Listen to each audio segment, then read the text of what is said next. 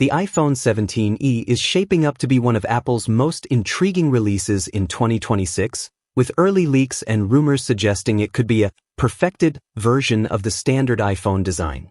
Apple appears to be focusing on refined hardware, improved performance, and next-level camera capabilities, making it a standout even among its flagship peers.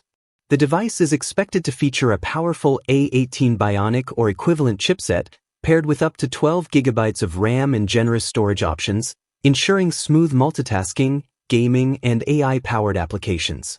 On the display side, the iPhone 17e may sport a 6.7-inch ProMotion OLED panel with HDR10+ support and ultra-high brightness, offering stunning visuals for media, gaming, and productivity.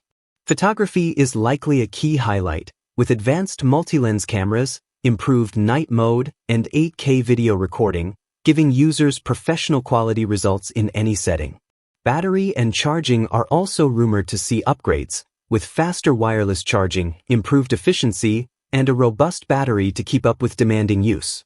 Overall, the iPhone 17e seems poised to combine refinement, power, and innovation, delivering a device that could appeal to both longtime Apple fans and users seeking a premium, all-around flagship in 2026.